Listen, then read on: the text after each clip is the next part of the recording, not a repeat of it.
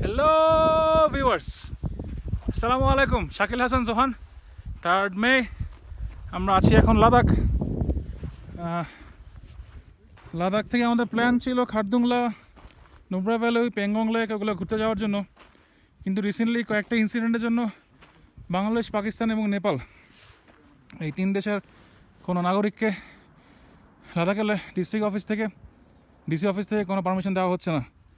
এই জন্য আমাদের ট্রিপ ফুলফিল হয় নাই। লাদাখ থেকে আমাদের ব্যাক করতে হচ্ছে। আমরা আজকে লাদাখ থেকে 5টা বাইক ভাড়া নিয়েছি। রাতুল, আসিফ, মাহফুজ, আবির 4 জন নিয়েছে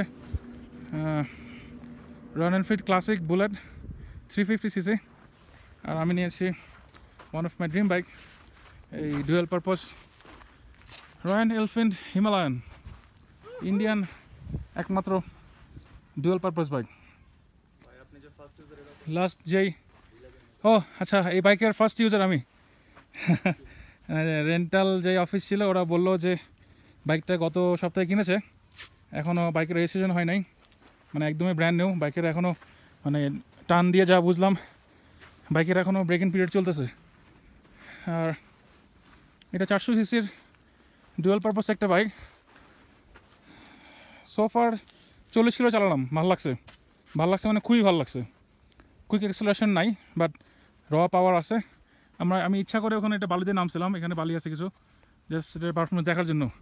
তারপরেও আপ টু দ্য মার্ক না, 400cc অনুযায়ী যে পাওয়ারটা আউটপুট দিবে তেমন আমার কাছে লাগে নাই। দম হারাচ্ছিল কয়েকবার, বারবার ক্লাস ধরে বাড়ি মেরে পরে উঠা লাগছে আমার। এনিওয়ে, কেটিএমের মতো, কেটিএম চালায় আমি যে ফিলটা পাইছিলাম কেটিএমের মতো র পাওয়ার না। বুলেটের অবস্থা কি মাহফুজ? ভাইব্রেশন, সিরিয়াস ভাইব্রেশন, মানে যখন পিকআপে থাকে তখন দেখা যায় কি মানে ভিউ মিররে কিছুই দেখা যায় না, এত ভাইব্রেট করে। এন্ড যে পাওয়ারটা আমি এক্সপেক্ট করছিলাম মানে 350cc হিসেবে, মানে আমি কয়েক জায়গায় স্লো করে একদম মানে রেভ করে দেখছি, বাইকটা যেই লেভেলের পারফরমেন্স থাকার কথা ওই লেভেলে ভাগতেছে না। এক্স্যাক্টলি আমার 200cc অন্য বাইক চালানোর পরেও মানে যেই র পাওয়ার যেটা পাইছে নাই, এক্স্যাক্টলি আমারও এটাই মনে হয়েছে। রাতুল কি বলো? তুমি তো কি চালাও? স্ট্রাইকার, টিভিএস স্ট্রাইকার চালাও বাংলাদেশে? স্ট্রাইকার চালাই। এই 350 চালা কি অনুভূতি? রয়্যাল এনফিল্ড ফার্স্ট চালাচ্ছি, so it feels really good. And but হ্যাঁ, মাহফুজ ভাই যেটা বললো যে এত ভাইব্রেট করে, পিছনের মিররে কিছুই দেখা যায় না। এবং এটার যে মানে আমি যেটা এক্সপেক্ট করছিলাম যে পাওয়ারটা আমি পাবো ইঞ্জিন থেকে 60-70-এ টানার পর যে পাওয়ারটা পাবো, ওই পাওয়ারটা আমি আসলে পাই নাই। এক্স্যাক্টলি। সো হোপফুলি সামনে আরও রাস্তা আছে, দেখা যাক। Hope for the best. Exactly.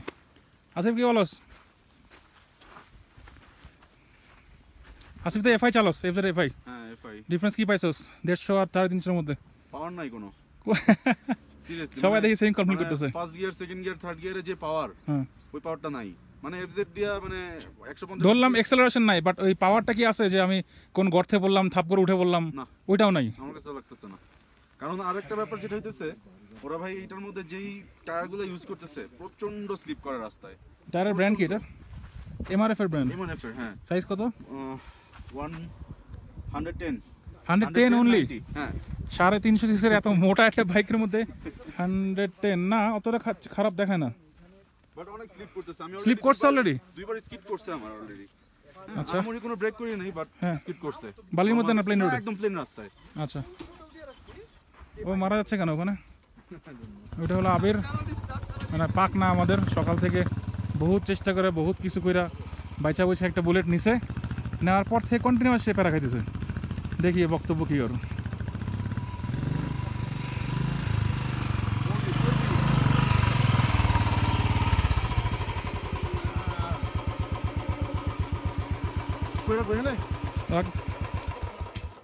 বাংলাদেশে তো এফজেড চালাস, ওল্ড ভার্সন 150।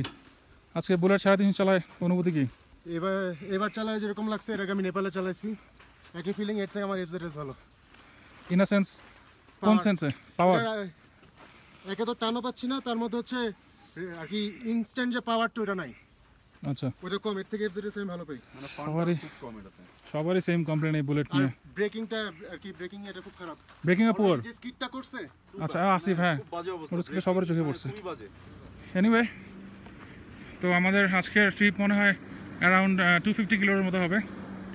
আমরা যেহেতু খাটদুংলা যেতে পারতেছি না, সো আমাদের ইচ্ছা হলো এখানে আশেপাশে সাইট সিং যেগুলো আছে 220 কিলোর মতো পড়ে শহরের আশেপাশে যা আছে ওগুলো সব দেখে ঘুরে ফিরে দেখবো।